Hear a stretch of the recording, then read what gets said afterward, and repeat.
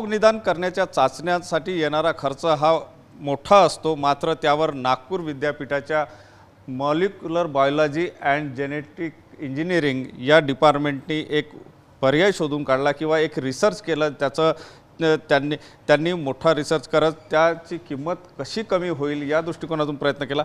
हा रिसर्च नेमका काय आहे ते आपण त्यांच्याकडून जाणून घेण्याचा प्रयत्न करूया। या रिसर्च करणाऱ्या डॉक्टर ठाकरे मॅडम आपल्यासोबत आहे। मॅडम, काय सांगाल, तुम्ही जवळपास 8 वर्षे यावर रिसर्च केला, काय हा रिसर्च आहे, नेमकं काय केलं? मी 2018 पासून हे करते आहे। तर तिथे आम्हाला हे लक्षात आलं की जो कॉस्ट आहे फॉर द म्हणजे मायक्रो ऑर्गॅनिझम जे असतात, सूक्ष्मजीव असतात, त्यांना ग्रो करण्यासाठी जो कॉस्ट आहे तो भरपूर आहे, कारण त्याला लागणारा जो मीडिया असतो तो खूप महागडा असतो। तर म्हणून आम्ही विचार केला की being a MSc and PhD in botany, वनस्पतीशास्त्रामध्ये माझं संशोधन झालेलं आहे, तर मी विचार केला की काही प्लांट डिराईव्ड आपण काही करू शकतो का, कारण यामध्ये हा पण एक इश्यू होता की जे ऑलरेडी नोन मीडिया जे होते ज्याच्यावर आपण बॅक्टेरिया आणि फंजाय वगैरे ग्रो करतो, तर त्याच्यामध्ये बीफ एक्स्ट्रॅक्ट वगैरे असतं, त्याच्यामुळे काही रिलिजियस पॉईंट ऑफ व्ह्यू पण थोडं काही पेपर्स मी वाचलेले होते। आणि प्लस सगळ्यात मोठा जो आमचा हेतू होता तो हा होता की आम्ही कसा याचा कॉस्ट कमी करू शकतो। तर त्यासाठी आम्ही मग विचार केला की काही प्लांट आपण करू शकतो काय। मग त्याच्यासाठी आम्ही भरपूर रिव्ह्यू ऑफ लिटरेचर केलं, तर आम्हाला काही पेपर्स असे मिळाले की ज्याच्यामध्ये त्यांनी काही फ्लोर्स यूज केले होते, पण ते स्टँडर्डाइज नव्हते केले। तर मग आम्ही तिथून आमचा शोध सुरू झाला आणि मग आम्ही सुरुवातीला वेगवेगळे जे फ्लोर्स असतात, जे पीठ आपण म्हणतो, तर ते आम्ही सुरुवातीला यूज करायला लागलो। तर जसं व्हीट फ्लोर आहे, कॉर्न फ्लोर आहे, ज्वारीचं फ्लोर आहे, बाजऱ्याचं फ्लोर आहे, त्याच्यानंतर मग ग्राम फ्लोर आहे, बेसन ज्याला आपण म्हणतो, तर हे सगळं आम्ही यूज करायला लागलो। आणि सुरुवातीला आम्ही सगळं हे वेगवेगळं यूज करत होतो की आम्हाला तेच वाटलं की सगळ्यामध्ये जे बॅक्टेरियाच्या ग्रोथसाठी जे लागतं तर ते त्याच्यासाठी लागणारं कार्बोहायड्रेट्स, प्रोटीन्स हे सगळं त्यामध्ये आहे। तर म्हणून आम्ही सुरुवातीला सगळ्यांना इंडिव्हिज्युअली त्याच्यावर ग्रो करायला लागलो। पण नंतर मग आम्हाला लक्षात आलं की जर आपण याचं कॉम्बिनेशन केला तर आणखी आपल्याला चांगले रिझल्ट्स मिळेल काय। मग आम्ही त्याचं कॉम्बिनेशन मिक्स फ्लोर म्हणून या संशोधनातून नेमकं काय बाहेर येणार?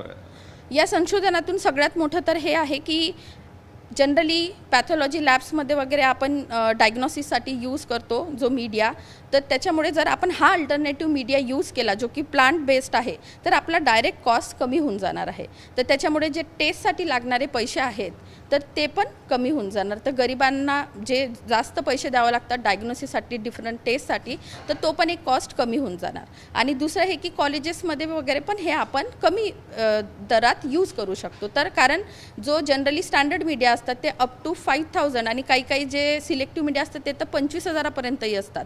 तर एवढे महागडे मीडिया आपण म्हणजे स्टुडंट्स वगैरे अफोर्ड नाही करू शकत, तर त्याच्यामुळे मग आपण डायरेक्ट त्याचा दर खाली जाईल।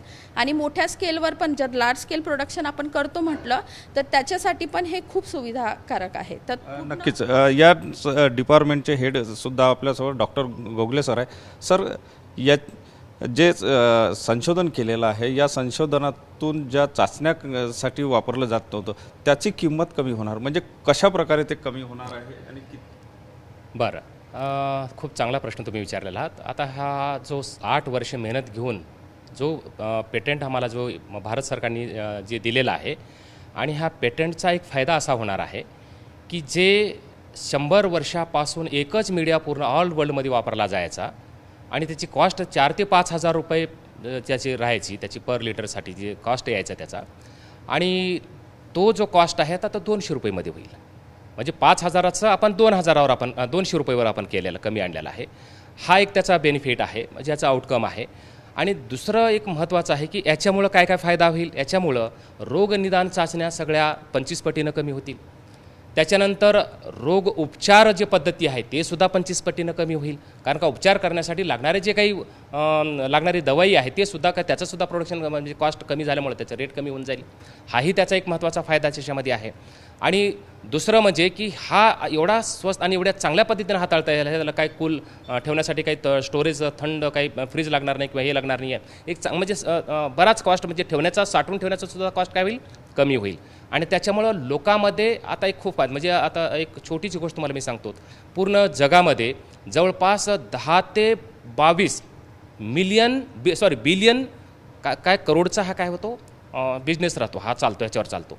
तो आता त्याचा कॉस्ट आहे खूप कमी होऊन जाईल त्याच्यामध्ये आणि लोकांना ते फायद्याचं ठरेल. नक्कीच हे सगळं रिसर्च जर आपण बघितलं तर नागपूर विद्यापीठामध्ये या ठिकाणी करण्यात आलेलं आहे आणि याचा फायदा जो आहे तो सामान्य माणसांपर्यंत होण्याच्या दृष्टिकोनातून आता विद्यापीठाचे सुद्धा प्रयत्न सुरू आहे. याला पेटंटसुद्धा मिळालेलं आहे आणि नक्कीच याचा फायदा कुठेतरी दिसून येणार आहे. कॅमेरामन साईसह सुनील ढगे, TV9 मराठी, नागपूर.